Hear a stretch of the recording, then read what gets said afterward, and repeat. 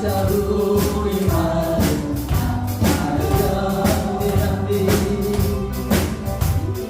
기도하자 우리 마음 아파요. 할렐루야 할렐루야 기도합시다. 기도하자 우리 마음 아파요. 작성하자 우리 몸 주님께 작성하자 우리 모두 주님께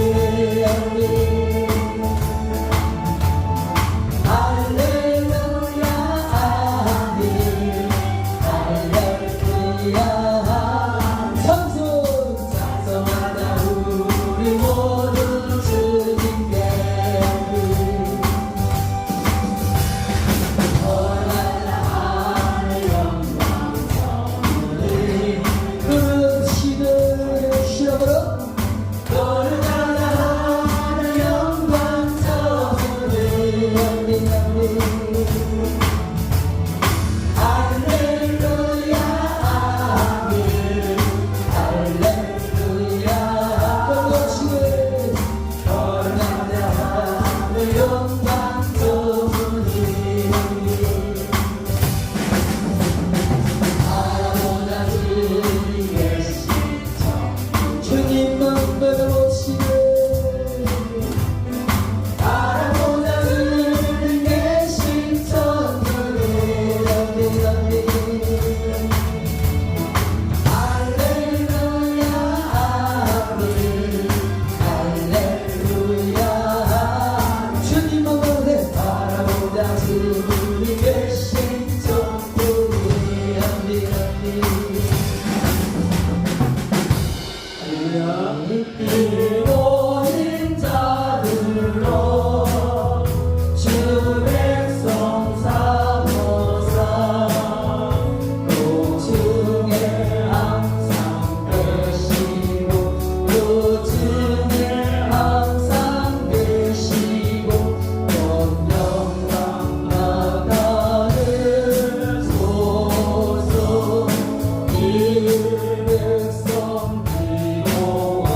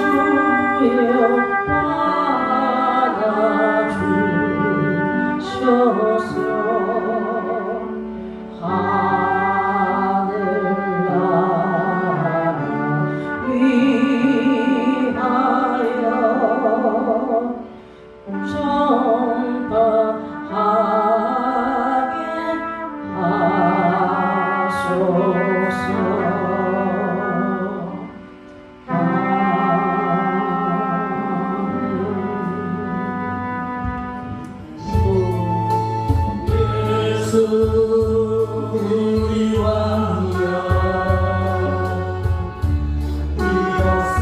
이곳에로서서 독자로 주여 임하사 찬양을 받아주소서. 주님을 찬양하오니 주님을 경배하오니 왕이신 예수여 오셔서 찾아가사 다스리소서.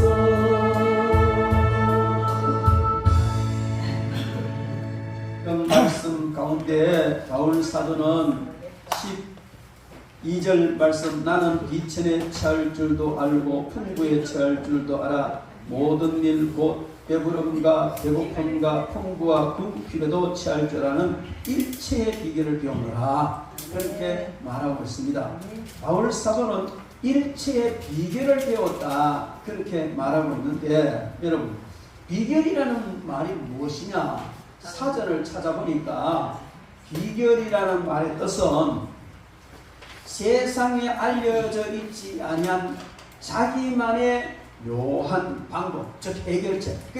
다른 사람은 다 몰라도 나만이 알고 그 문제를 해결할 수 있는 해결책, 이것이 비결이다.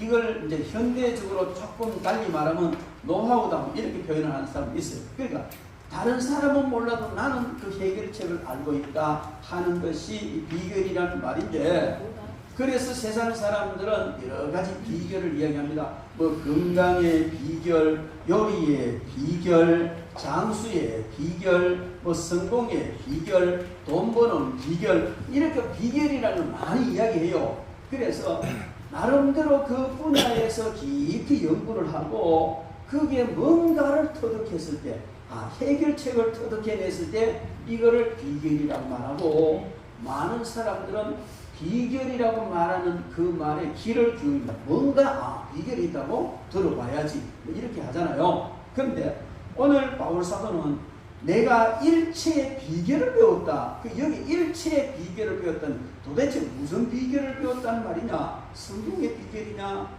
건강의 비결이냐? 요리의 비결이냐? 그런 게 아니라, 여기 바울 사도가 말하는 일체의 비결이라는 이 말은 11절 12절에 잘 말해주고 있는데, 내가 궁핍함으로 말하는 것이 아니라 어떠한 형편이든지 나는 자족하기를 배웠다. 그래서 바울 사도가 말하는 일체의 비결이라는 말은 바로 자족할 수 있는 비결이다, 그것을 이야기합니다. 이어서 설명하기를, 나는 비천에 처할 줄도 알고 풍부에 처할 줄도 알아 모든 일 곧 일체에 속하는 모든 일 곧 배부름과 배고픔과 풍부와 궁핍에도 처할 줄 아는 일체의 비결을 배웠다, 이렇게 말하고 있습니다. 그래서 바울 사도가 일체의 비결을 배웠다는 이 일체의 비결이란 말은 자족하기 위한 일체의 비결을 하나님으로부터 배웠다 하는 것을 말씀을 하고 있는 것입니다. 그래서 바울 사도가 일체의 비결을 배웠는데, 여기에 모든 일 곧 배부름과 배고픔 풍부 궁핍에 처하는 일체의 비결이라는 이 말은 왜 중요하냐면, 사람들은요 배가 고프면 불행하다고 생각합니다. 배가 부르면 나태해지게 되어 있어요. 풍부하면 이상한 생각을 하게 되고, 궁핍하면 물질에 눌려서 갈팡질팡하게 되는 것이 인생입니다. 그래서 여기 바울 사도가 자족하는 일체의 비결을 배웠다는 이 말은 우리 성도들이 신앙으로 살아갈 때에 하울을 잡으시는 게 있어? 뭐, 마이크 스위치 안 끈 게 있어요?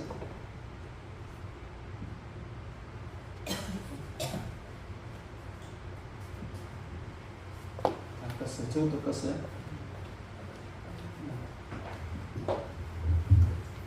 예. 이 음향이 좀 이상하면 계속 신경 쓰이거든요. 특히 이 설교하는 사람 그렇거든요. 여러분들이 찬양하고 나니 반드시 마이크 스위치를 꺼주세요. 자, 그래서 바울 사도가 배고픔, 배부름, 배고픔, 풍부, 궁핍에 대한 일체 비결을 배웠다는, 뭐 배부를 수도 있고 배고플 수도 있고 좀 잘 살 수도 있고 좀 가난할 수도 있지, 뭐 거기에 대한 일체 비결 뭐 그렇게 대단하냐 이렇게 생각하는지 모르지만은 하나님을 믿는 사람이라도 어쩔 수 없이 환경의 지배를 받게 됩니다.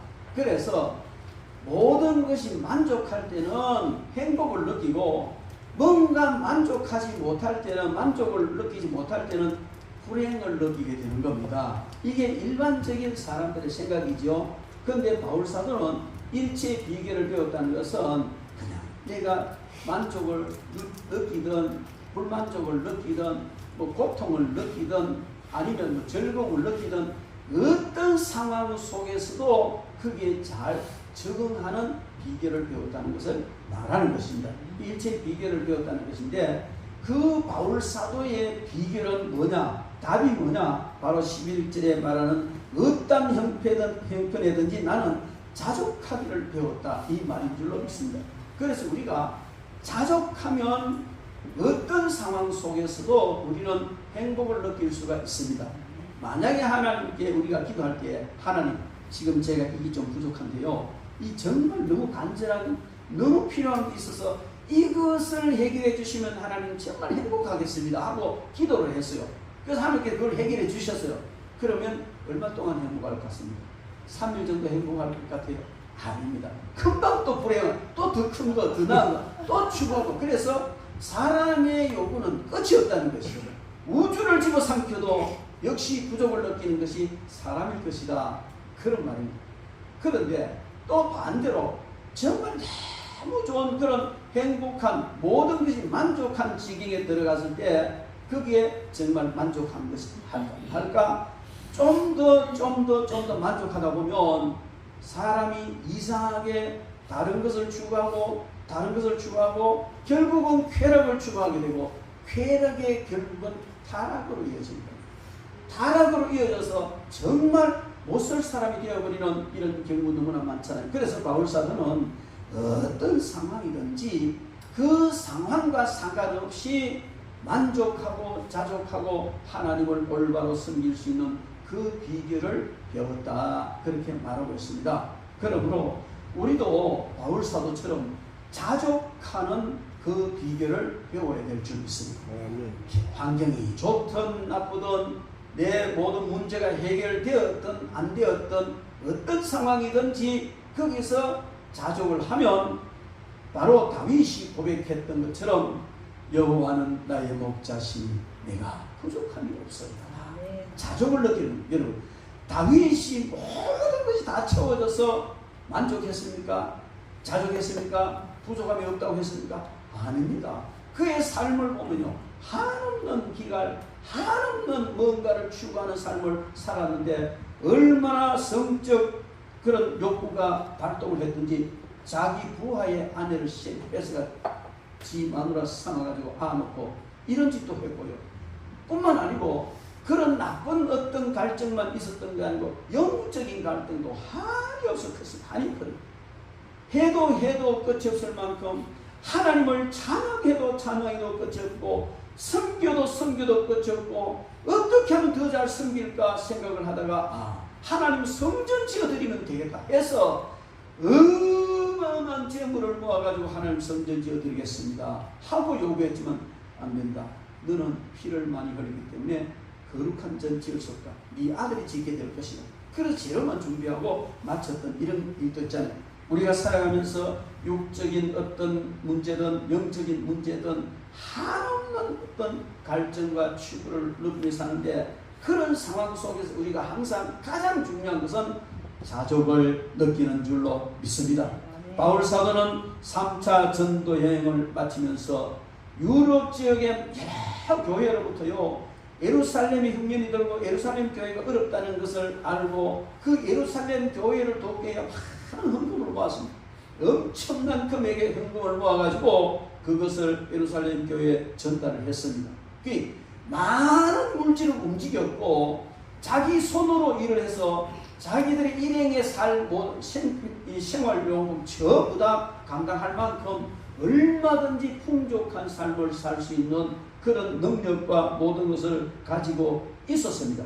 그런데 마지막 예루살렘에 그 헌금 전달하고 거기 있는 가운데 저라블이 생겨가지고 이제 그 갇히는 몸이 되고 로마로 호송되어지고 로마 감옥에 갇히게 되었습니다.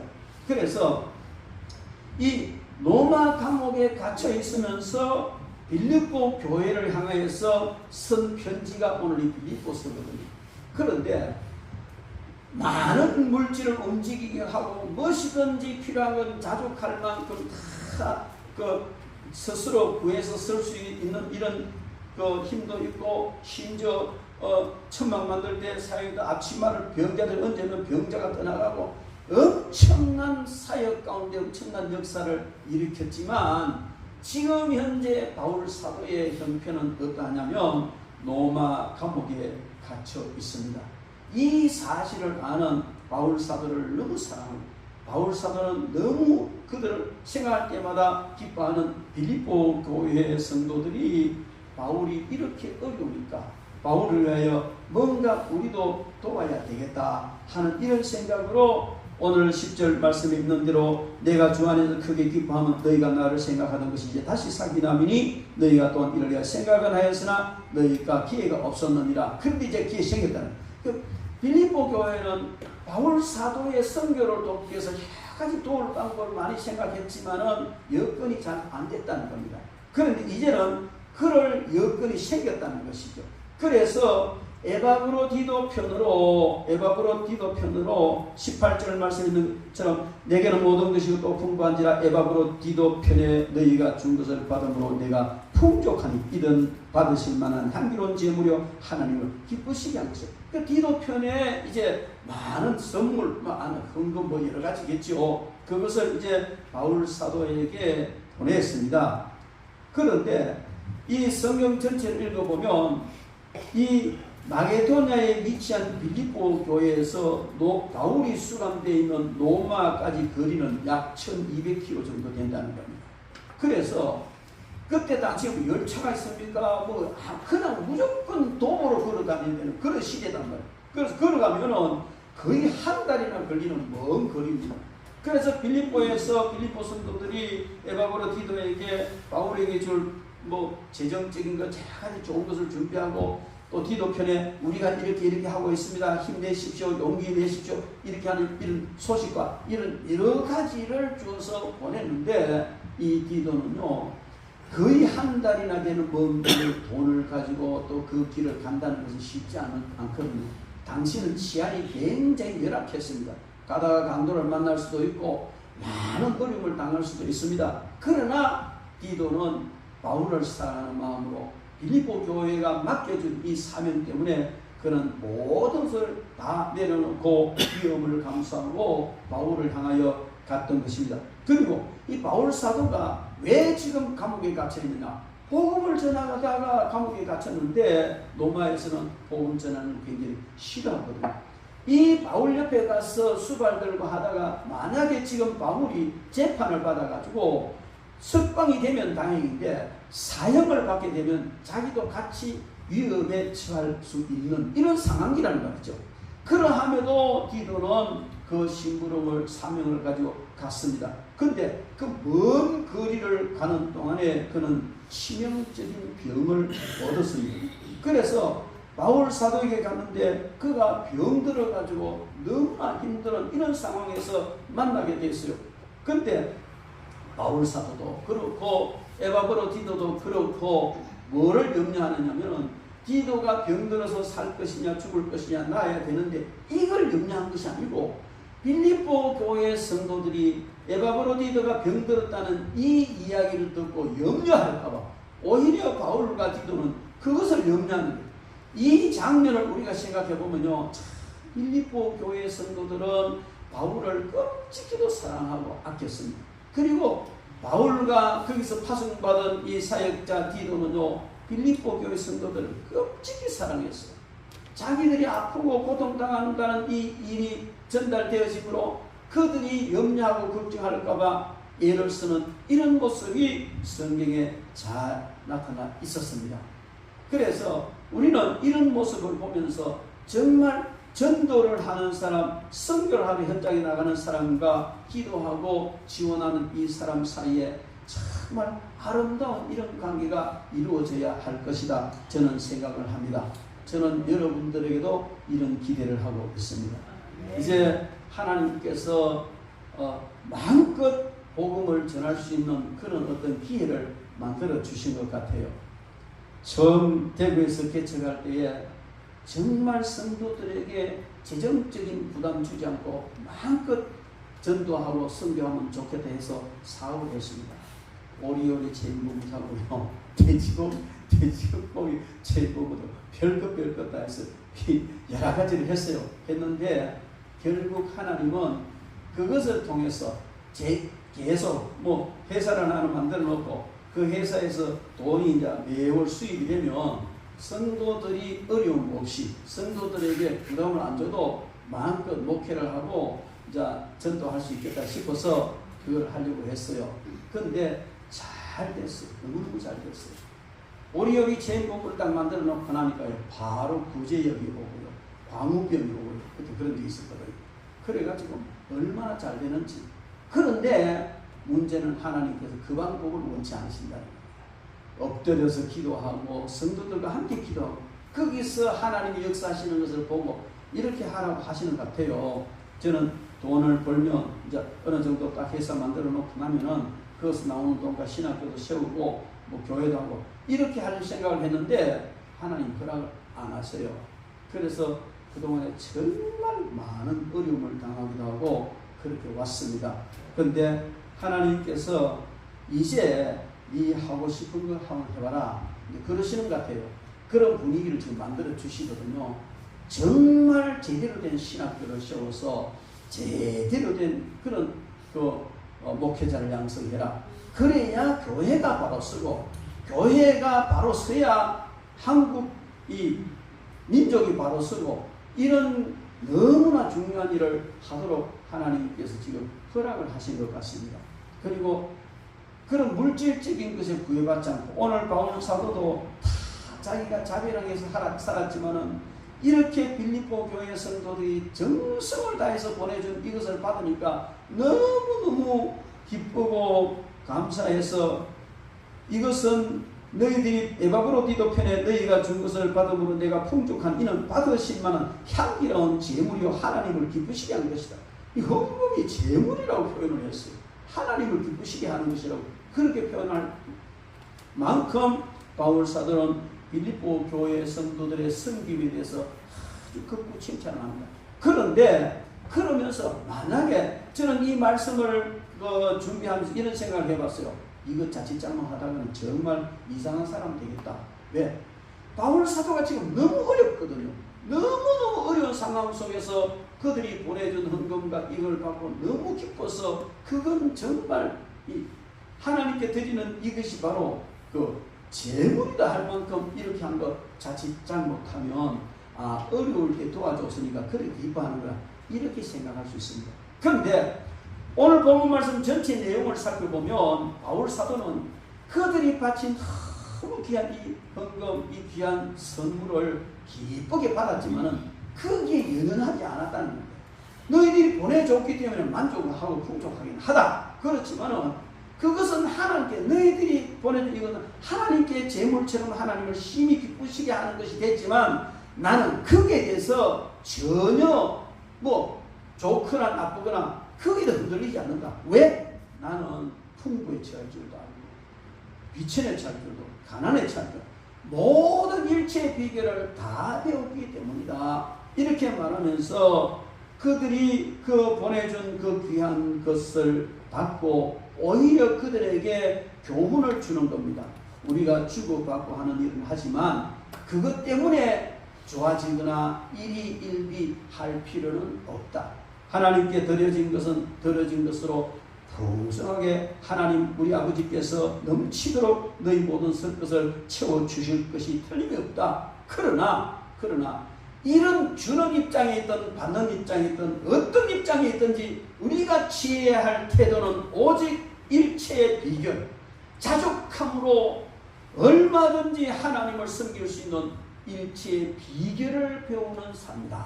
할렐루야. 여러분, 우리는 하나님을 섬기면서 헌금을 드릴 수도 있고 목회자를 섬길 수도 있고 선교 헌금으로 선교사를 도울 수도 있고 여러 가지 이런 일을 할 수가 있습니다. 그러나 그것 때문에 우리의 마음이 이상한 쪽으로 움직여진다면 정말 그것은 은혜롭지 못한 그런 일이라는 사실입니다. 그저 바친 것에 감사하고 드릴 수 있음에 감사하고 받은 것에 감사하고 하나님께 제물이 될 만큼 아름다운 것이기에 감사하고 어떤 상황 속에서든지 하나님께 감사하면서 단지 하나 잊어버리지 말아야 할 것은 이렇게 됐든 저렇게 됐든 그 가운데서 우리는 스스로 자족해야 된다. 11조를 조금 해놓으면 어깨가 올라가. 특별헌금을 좀 해놓으면 또 어깨가 올라가. 특별 감사헌금을 조금 봉투에 두툼하게 넣으면 또 어깨가 올라가. 그럴 필요가 없다는 겁니다. 헌금 드릴 것이 없어서 정말 1,000원짜리 몇 개 넣어가지고 봉투에 넣어가지고 드리면서 음의 기죽 할 필요도 없다는 겁니다. 풍족하고 빈약하건 그저 하나님 앞에 드려지고 하나님이 기뻐하시면 된다는 것이죠.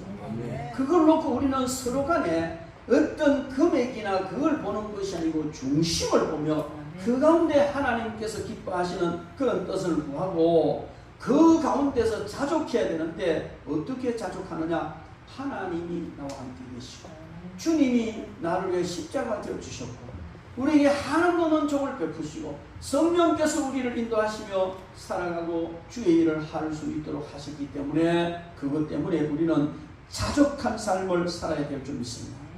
바울 사도가 감옥에 갇혔는데 당시에 감옥의 형편이 어떠했을까? 많은 사람들이 이렇게 생각을 합니다. 여러분, 로마가요 당시에 광범위한 지역을 식민지로 삼아서 다스렸습니다.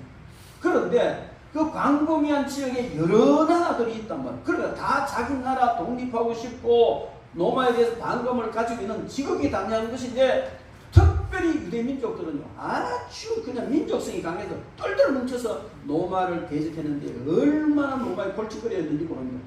이런 많은 반항자들 그냥 이런 사람들을 잡아서 다스려야 되는 것은요 굉장히 엄격한 교도행정 감옥 지하에 가둬버리고요 그랬는데 그 사람들을 사람 취급하지 않다는. 그러니까 지하 감옥은요 불쾌하고 탁한 공기가 감돌고 더구나 투옥하기 전에 퇴장을 맞기도 하고 그냥 만신창이 되도록 두들겨 맞아서 피를 흘린 채 치박을 넣으면요 그 속에 피비린내가 나고요 얼마나 그 여건들이 열악한지 어떤 사람 피부병이 났을 것이고 온갖 악취가 나는 그 속에 처박아 넣는데 바울 사도가 있던 형편이 그러할 것이다. 뭐 당연하니까 거기다가요 우기가 되면 냉기가 쓰리는데 얼마나 춥고 얼마나 비참하든지. 그래서 바울 사도가 경황 없이 체포되어서 두 번째 투옥됐을 때 디모데에게 하는 이야기가 있어요.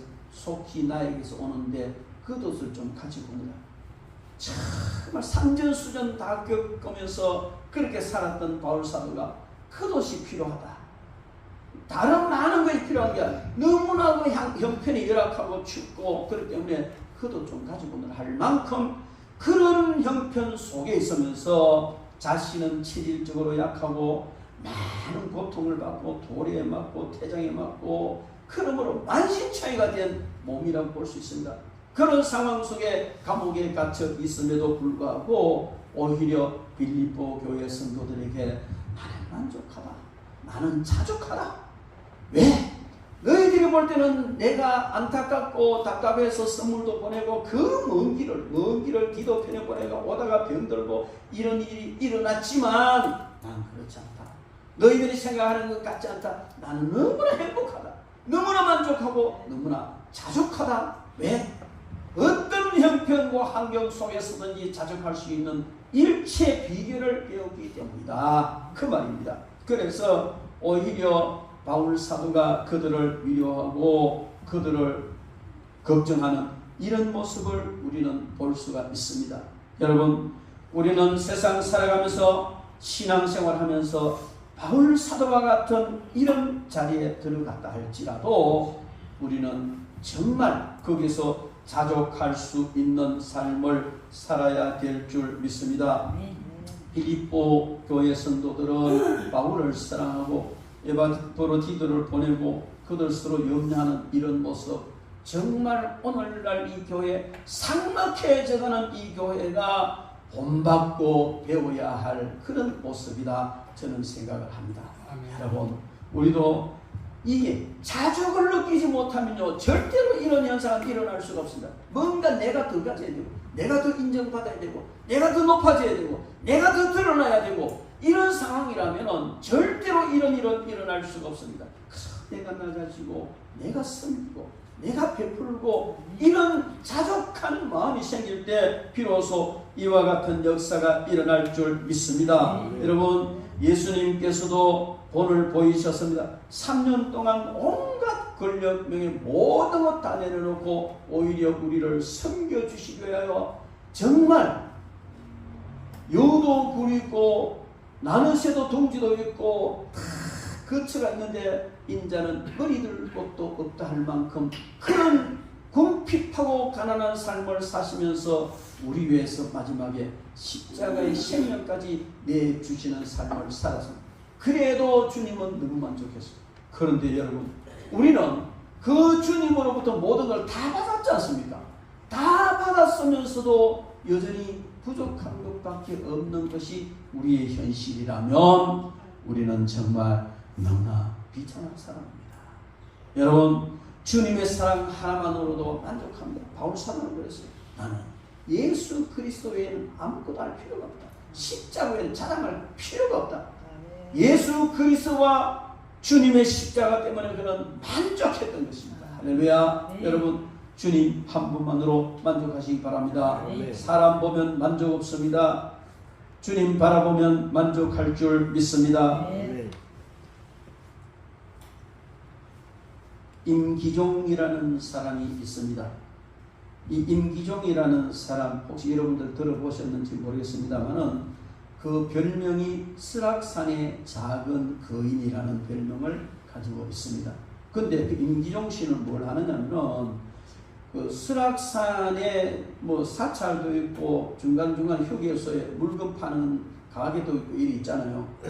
거기에 사찰이나 그런 가게에 물건을 쳐다 올리는 일을 하는 거예요. 물건 쳐다 올리고. 그래, 그냥 등산, 이제 놀러 가서 날 잡아서 등산하면 그냥 맨몸으로 짝대기 짚고 등산하고 와도 휴휴 하는데 그분은요, 40년이 넘게 뭐 50kg, 막 60kg 이런 덩짐을 지고 거기 나르는 이런 일을 하는 사람이 바로 그 임기종 씨인데 그 점주다 나르는 뭐 대단하냐. 근데요, 그는 2급 장애 아내하고 같이 살고 아내보다 더 중증 아들과 함께 산다는 겁니다. 그런데 그가 어릴 적에 그 양부모를 다 잃었어요. 양부모를 다 잃고 그냥 머슴살이를 하다가 조금 이렇게 이제 이동을 하고 이런 직업을 가지고 살다가 결국 뭐 촌에서 무슨 산에 지게지는 게 되었습니다. 그래가 설악산에서 짐져 올리는 이런 일을 하기 시작했다는 겁니다. 묵묵하게 그렇게 하는데 그가 짐지고 받는 한 달 수입은 150만 원 정도인데 우리가 생각할 때 150만 원 그건 뭐 별거 아니잖아요. 어떤 때 하루에 뭐 4번, 5번 가스통 2개씩 3개씩 지고 올라가고 얼마나 힘든 일이야. 그렇게 해서 번 돈이 150만 원인데 그 사람은 그걸 가지고 적다 생각 안 한다. 만족하다는. 왜냐하면 아내가 중증장애인이기 때문에 정부로부터 보조금이 나오고 그것과 이렇게 합해서 사는데 전혀 뭐 문제 없고 술, 담배 안 하니까 살아가는데 걱정 없다는 것입니다. 그러면서 그는 굉장히 스스로 삶에 만족을 하고 자족을 하고 산다는 겁니다. 그런데요, 왜 이 한낱 지게꾼에게 설악산의 거의 작은 거인이라고 말을 하느냐면, 그가 이 지게질 하는 이런 일을 할 때에 같이 지게질은 그 선배가 이제 사람을 소개했는데 지금의 아내를 소개했다는 겁니다. 2급 장애인이니까 7살 정도의 지적 수준이고 그럼도 제대로 못 걷고 이런 상태인데 그 선배가 하는 말이 그래, 이런 사람이면 절대 네 같은 삶을 살아도 도망은 안 갈 거다. 웬만한 여자들 다 달라버리잖아요. 도망은 안 갈 거다 하고 소개를 했는데 자존심 상하죠. 얼마나 나를 갖다가 참 이상하게 봤으면 그냥 도망이나 가지 않는 아내, 2급 장애인 이런 사람을 그냥 아내로 소개를 했을까. 하지만 그 데리고 왔는데 그를 보는 순간에 너무 불쌍한 마음이 들었다. 이 정도 되면 얼마나 많은 사람들 앞에 멸시천대를 받고 고통을 받았겠느냐 하는 이런 생각이 나서 그래, 내가 저를 위해서 돕고 함께 살아갈 수 있겠다 해서 이제 결혼을 했다는 것이죠. 그래서 결혼을 했는데 그가 결혼을 해서 아이를 낳는데 이 아이는 저 엄마보다도 더 중증 장애, 지적 장애이 됐다. 그러니까 엄마가 그러지 자기는 맨날 지기질 해야 되기를 키울 수가 없잖아요. 키울 수가 없어서 어쩔 수 없이 그를 이제 강릉에 있는 보호시설에다가 맡겨야 된다 해서 갖다 맡겼어요. 맡겼는데 이제 맡겨놓고 수시로 한 번씩 이제 가보고 이러는데 어느 날 갔다 오는데 어떤 자책하는 마음이 생겨. 네 편하자고 네 아들을 거기에 맡겨놓느냐 이런 자책하는 마음이 생겨서 너무 괴로워서 그냥 되돌아가면서 자기가 가진 돈 달달 닦고 있고 한 20만 원 지낸 빵과 과자를 사서 이제 그 장애인 수용소로 갔다는 것이죠.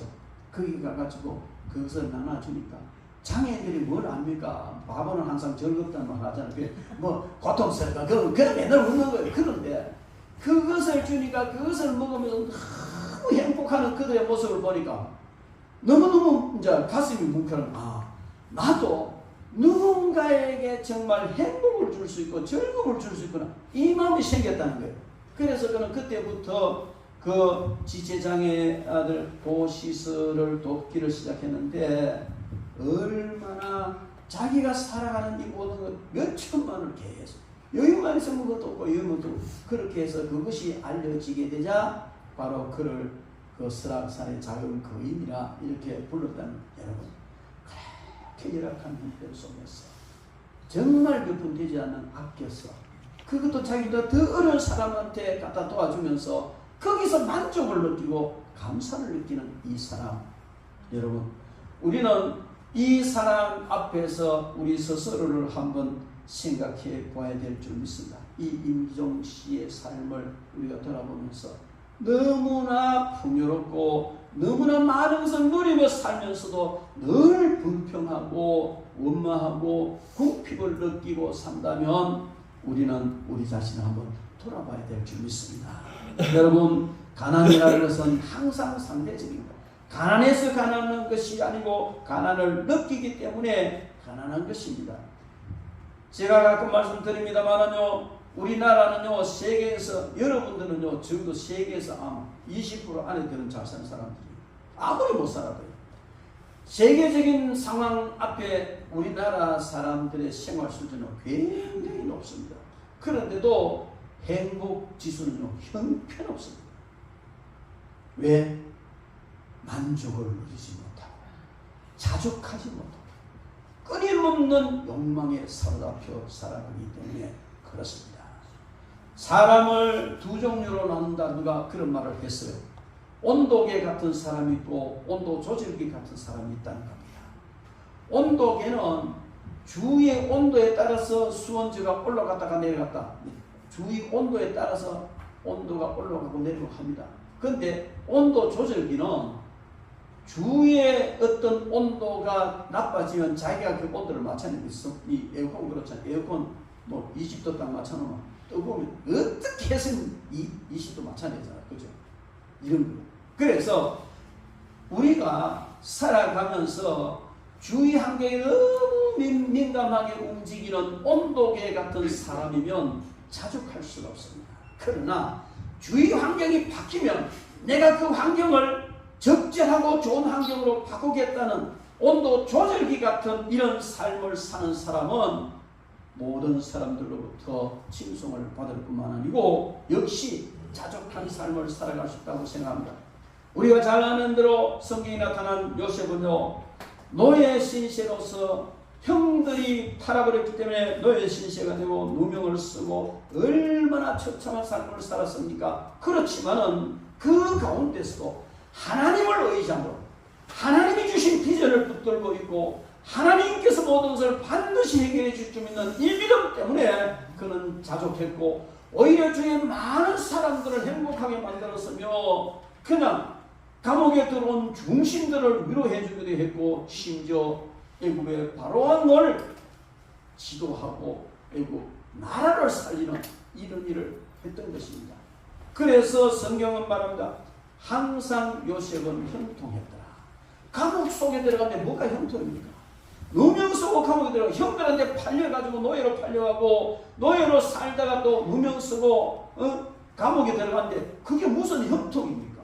근데도 성경은요 하나님께서 요셉과 함께함으로 그가 형통하였더라 이래 이야기하는 여러분 그게 뭡니까? 그게 형통입니까? 그런데요 형통입니다. 왜 형통이냐? 하나님께서 요셉을 한 걸음 한 걸음 인도해 가시는데 그 걸음은 총리 대신이 되는 자리로 한 걸음씩 한 걸음씩 가까워지고 있다는 거예요. 어렵지만 노예가 됐지만 누명 쓰고 감옥에 들어갔지만 그것은 하나의 환경에 불과하고 궁극적으로 보면 하나님께서 그를 인도해서 애굽의 총리 대신이 되는 자리로 한 걸음씩 한 걸음 점점 가까워 가고 있다. 여러분들이 지금 처해 있는 그 환경이 어렵습니까? 비참합니까? 견디기 힘들 정도로 고통스럽습니까? 그러나 하나님 바라보십시오. 환경 바라보지 말고 하나님을 바라보면 거기서 역시 하나님께서 여러분을 향하여 형통하게 하시는 길인 줄로 믿습니다. 형통의 길을 가고 있는 줄 믿습니다. 그러면 자족하십니다. 그렇구나 이렇게 어려도 점점 하나님께서 주시는 형통으로 가는구나 감사하고 제가 살아보니 그렇다. 어떤 사람은 목회도 잘하고 교회도 짓고 돈도 많이 받고 하는데 나 이거 뭐냐 전국적으로 돌아다니는 집회에도 그냥 이렇고 맨날 우리 박목사 고생만 시키고 집 한 채 팔아가 다 그냥 개척한다 집어였고 아들 다 신용불량 만들고 그렇게 다니면서도 이게 뭐냐.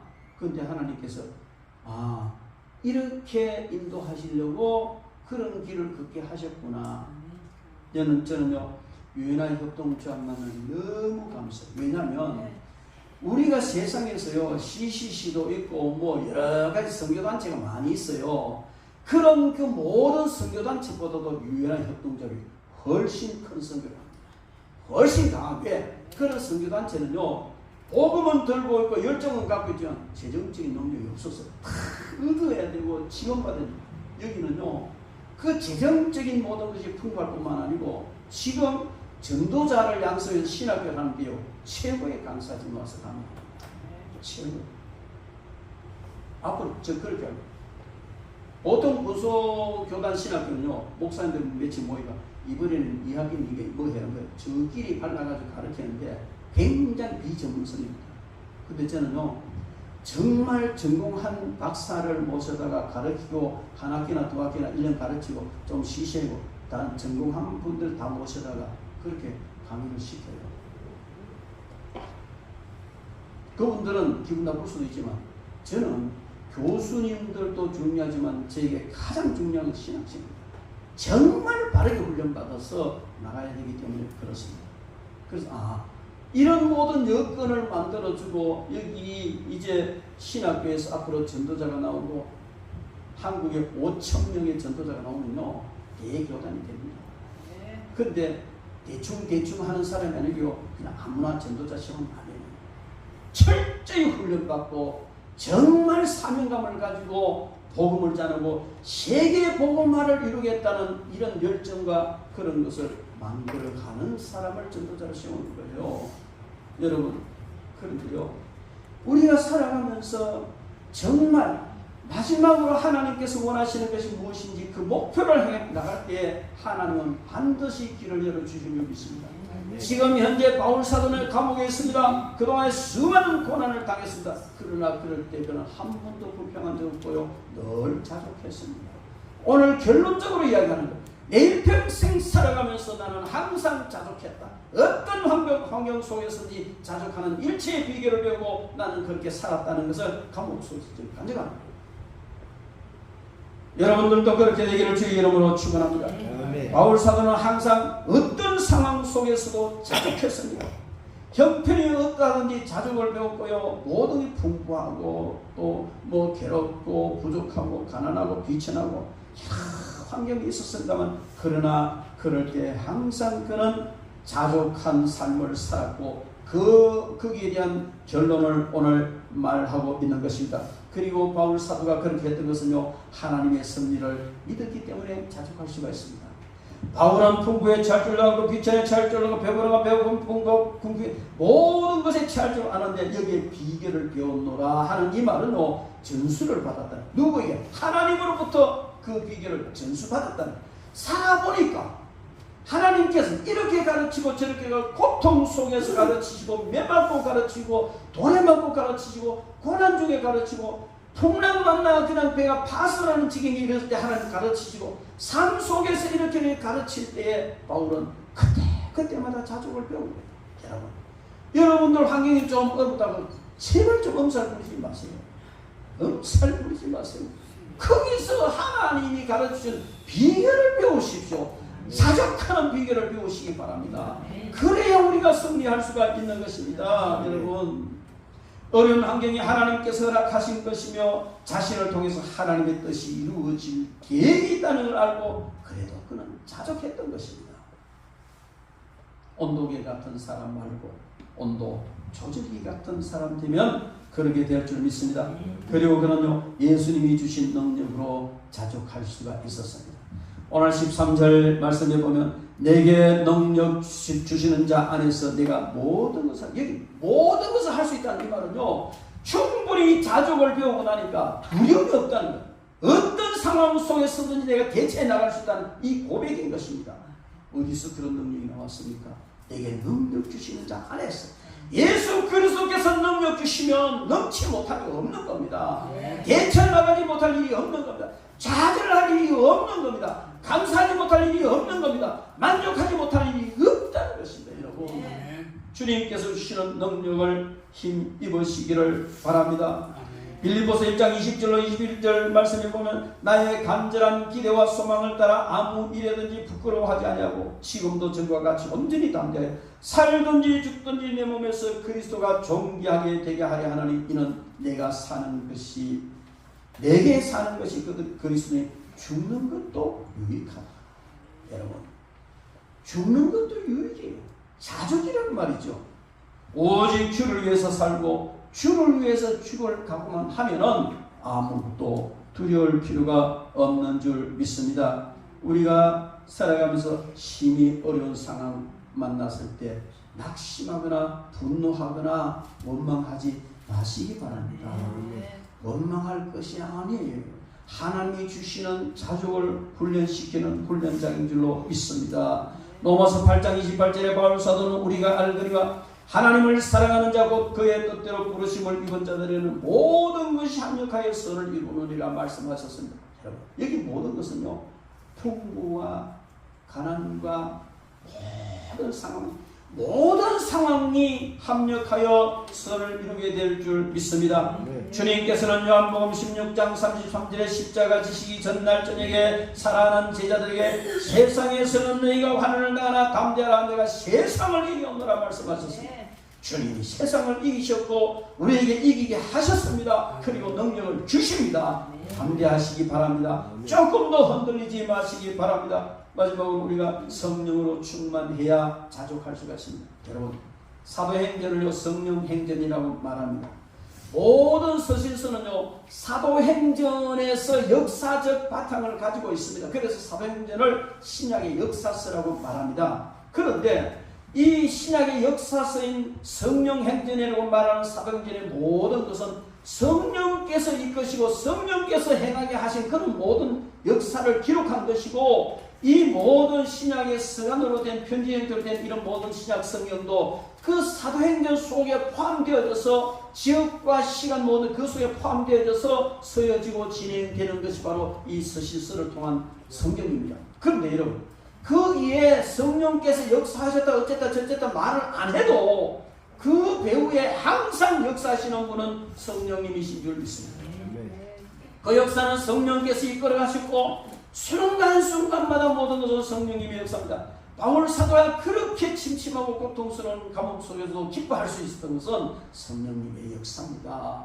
여러분, 당시에 여기 철학자들은요 열심히 노력하고 훈련해서 자기 인격 수양을 해가지고 만족을 느끼고 자족하는 이런 훈련을 받아야 된다고 가르쳤지만, 바울 사도는 그것이 아니고 성령님의 능력을 힘입어서 그렇게 자족할 수 있었던 것인 줄로 믿습니다. 여러분, 우리는 이 일체의 비결을 터득한 것 그 가운데 성령님의 역사 때문이었다는 겁니다. 그러므로 우리는 어떤 상황 속에서든지 성령님의 인도를 받으시기 바랍니다. 여러분, 갈증은요 물질적 갈증도 있고 성적 갈증도 있고 영적 갈증도 있고 여러 가지 갈증이 있을 수 있어요. 요한복음 4장에 보면요 수가성 여인은요 얼마나 성적 갈등을 느꼈던지요, 남편 5 갈아치우고 지금 있는 남편도 언제든지 갈아치운다는 생각으로 그렇게 돼 있어요 성경에. 그죠? 그런데 그런 어떤 성적 갈등을 느끼는데도 만족이 없는데 예수 그리스도를 만나고 나니까 만족해서 전도자로 바뀐 역사를 우리가 보지 않습니까? 여러분, 우리는 살아가면서 정말 성도다운 삶을 살려면 자족한 삶을 살아야 됩니다. 자족하지 못하면 늘 마귀의 미혹에 넘어집니다. 여러분, 마귀는요 성도들이 자족하지 못하는 부분을 통해서 공격을 합니다. 성적으로 자족하지 못하면 성적으로 공격하고, 물질적으로 자족하지 못하면 물질로 공격하고, 명예에 있어서 자족하지 못하면 맨날 칭찬 듣고 명예를 통해서 그냥 미혹하고요. 그러면 넘어지는 거예요. 그 약한 부분, 자족을 느끼지 못하는 부분을 통해서 미혹하면은 반드시 넘어지게 되어 있습니다. 이 말은 무슨 말이냐면요, 성도가 자족하지 못하면 마귀에게 쉽게 넘어집니다. 쉽게 미혹당합니다. 여러분, 그러나 반대로 자족한 성도는요 마귀가 미혹할 수가 없습니다. 청도동산 기도원의 그 하태호 장로님이요 늘 부르는 찬양, 나를 옥에 갖다 넣으라 기도한다, 찬양하겠다니. 가사가 지금 생각이 안 나요. 찾아보니까 잘한다. 그분은 개살에 부르는데 은혜가 되는지. 여러분, 마귀 회의가 열렸어요. 어떻게 하면 이 사람들을, 예수 믿는 사람 잘 넘어지게 하고 미혹해 올까?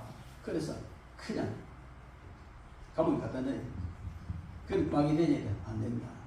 그것들을 감옥에 집어넣으면 순교하겠다고 할렐루야 계셨는데 그럼 뭐 가난하게 만들어버려.